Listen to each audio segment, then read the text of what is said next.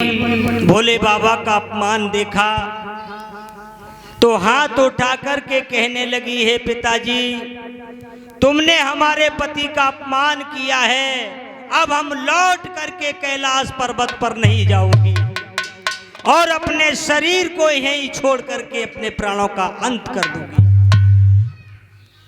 भाइयों, याद रखना, जो पत्नी अपने पति का अपमान अपनी आंखों से देखती है, कानों से सुनती है, तो उस नारी को गोस्वामी तुलसीदास बता रहे हैं, जो 100 गाय मारने का पातक लगता है, वो पातक उस स्त्री को लगता है जो अपने पति के अपमान को सहन करती है। आज सती मैया के दिमाग में सत्संग की बातों याद आ गई कि अपने शरीर को छोड़ करके मैं प्रभु के चरणों में जाकर के निवास करूंगी, लौट करके भोले बाबा के कैलाश पर्वत पर नहीं जाऊंगी। आज हाथ जोड़ करके खड़ी हैं सती जी।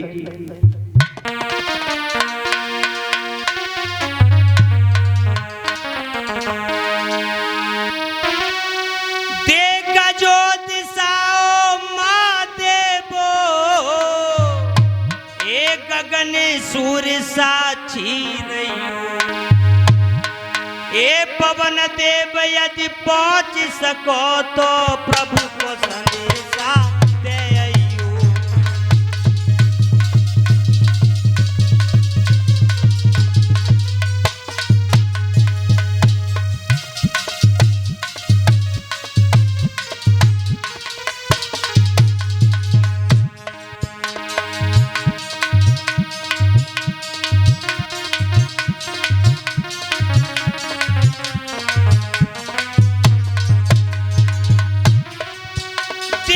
जो दिशा हो महादेवो, ए सूर्य देव साक्षी रही, ए पवन देव यदि पहुंच सको शंभू को संदेशो दे।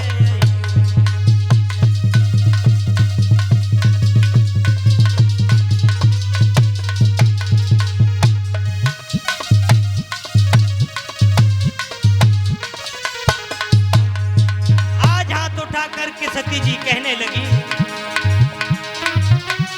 ए श्री अनल देव की गोदी में ये सती सती बन जाती है, बाप के कुटिल अन्यायों पर बेटी बलिदान चढ़ा।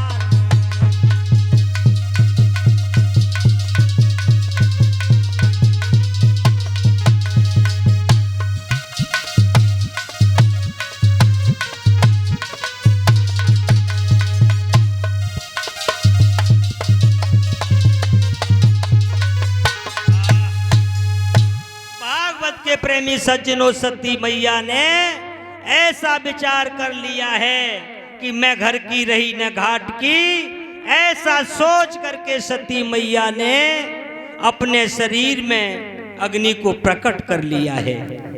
शक्ति के द्वारा मैया सती के शरीर में अग्नि प्रकट हो गई है। जब सती ने अपना शरीर भस्म कर दिया तो उनके साथ के गणों ने युद्ध शुरू कर दिया है। तब तक भृगु मुनि आ गए, उन्होंने सबको शांत कर दिया है, समझा करके वापस कर दिए। इधर में भोले बाबा को पता चला है कि सती मैया ने अपने शरीर को भस्म कर दिया है, तो शंकर जी को क्रोध आया और अपनी जटा को उखाड़ करके जिस समय जमीन पर पटका तो वीरभद्र नाम का एक यक्ष पैदा हो गया और ललकार करके कहने लगा, हे भोलेनाथ, तुमने मुझे किस लिए अवगत किया है। भगवान भोले बाबा समझाने लगे, हे वीरभद्र, तुम्हें दक्ष प्रजापति का यज्ञ विध्वंस करना है। मेरे भाइयों, श्री सुखदेव जी वर्ण करते हैं, राजन परीक्षित, इस तरह से जाकर के वीरभद्र ने वहां जाकर के हलचली मचाती है और दक्ष का सर काट करके उसी यज्ञ में डाला है। भगवान भोले बाबा ने अपने क्रोध को शांत किया है।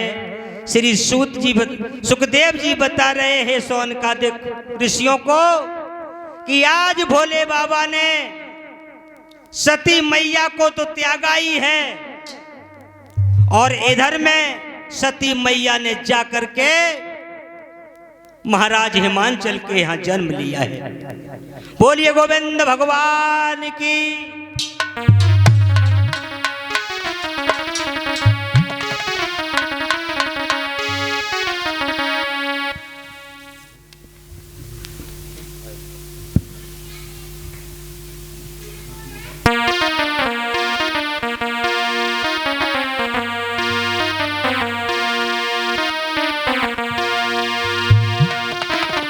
जैसे ही सती मैया ने महाराज हेमंत के यहाँ जन्म लिया है, श्री सुखदेव जी बता रहे हैं राजन परीक्षित दूसरे जन्म में आज मैया सती महाराज हेमंत के यहाँ जन्म लेती है। और जब इन देवी का जन्म हो जाता है तो एक दिन की बात है कि नारद बाबा बीड़ा को बजाते हुए हिमांचल नगर में आए हैं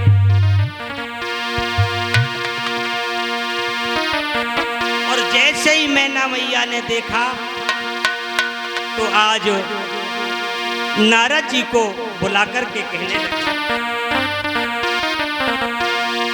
करे जोर पूछी रही रानी है।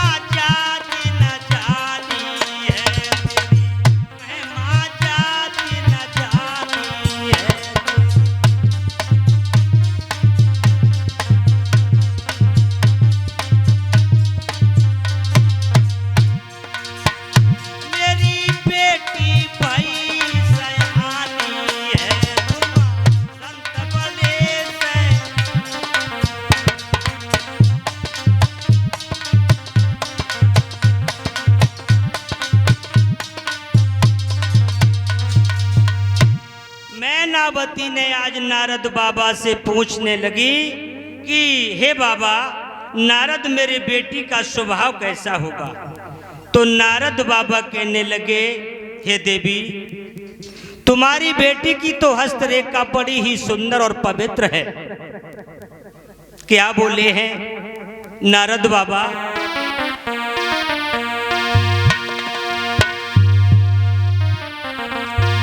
त्रैलोकी पूज बर पाएगी, त्रैलोकी पूज कहलाएगी।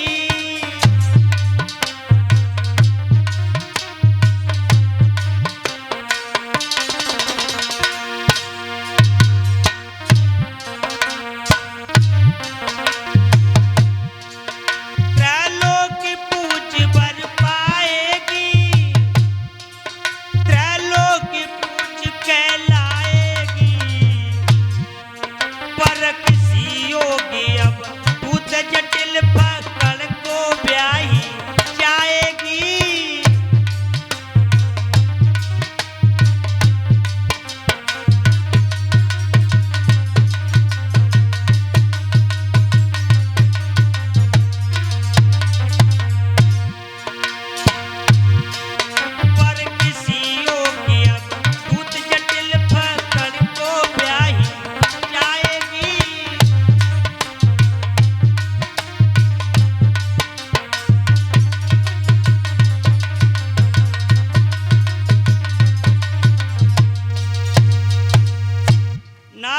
कहने लगे इसका वर जो होगा वो त्रिलोकी है, लेकिन फक्कड़ के साथ में इसका विवाह होगा।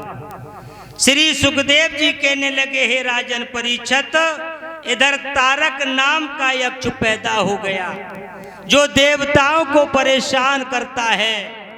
देवता बड़े दुखी होने लगे हैं। सभी देवता कहने लगे ये कैसे मारा जाएगा तारक नाम का राक्षस। सभी देवता मिलकर के ब्रह्मा जी के पास में पहुंचे हैं। तो ब्रह्मा जी ने बताया हे देवो, तुम भोले बाबा की शादी कराओ, उनके द्वारा जो पुत्र पैदा होगा वो ही इसे मार सकता है। तब तक तुम इंतजार करो। भागवत के श्रोता बंधुओं, आज ब्रह्मा जी के शब्द सुनकर के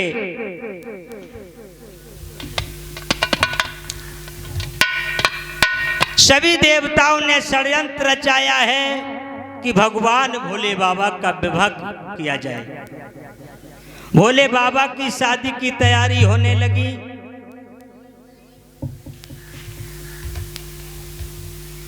इधर में भोले बाबा समाधि को लगा करके बैठे हैं। सती मैया की गम में बैठ गए, समाधि लगा ली है। और जब समाधि में बैठे हैं तो इधर में काम चला है।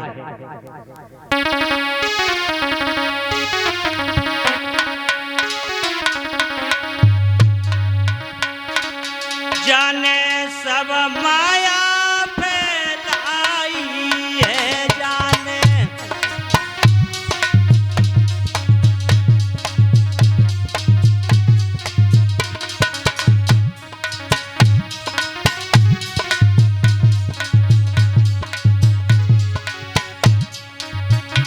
पाथर पे तू बजमाई है रे, जाने सब माया फैलाई है, जाने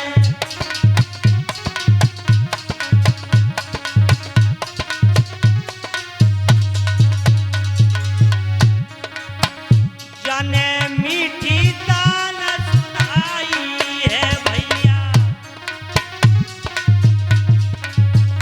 जाने मीठी तान सुनाई है, पृथ्विया का सहलाई है।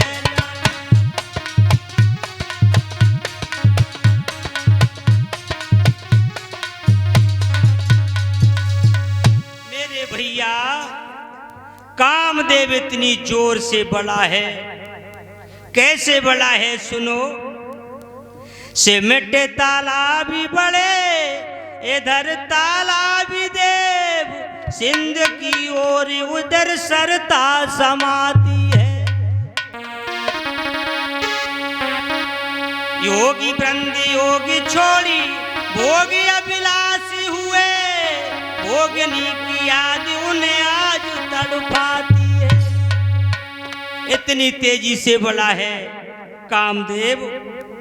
इधर में भोले बाबा का तीसरा नेत्र खुला है।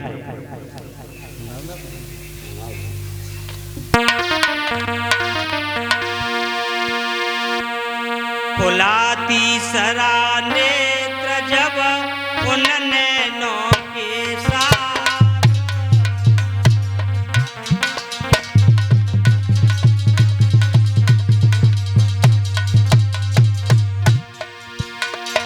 जिसकी ज्वाला मात्र से भस्म हुआ रत्ना,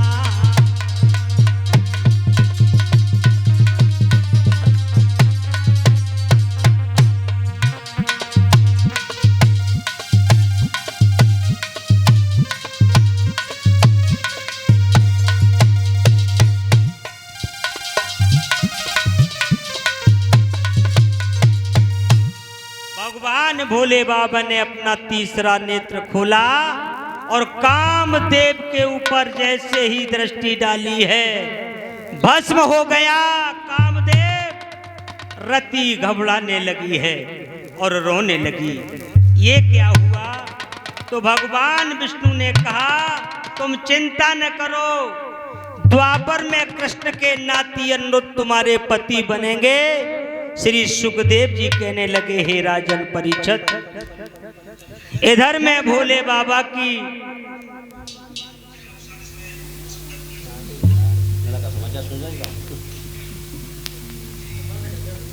समाचार सुन रहेगा।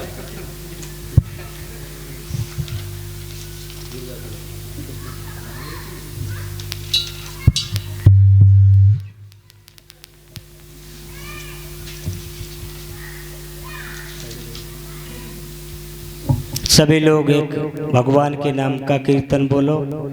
सुस्ती आ रही है।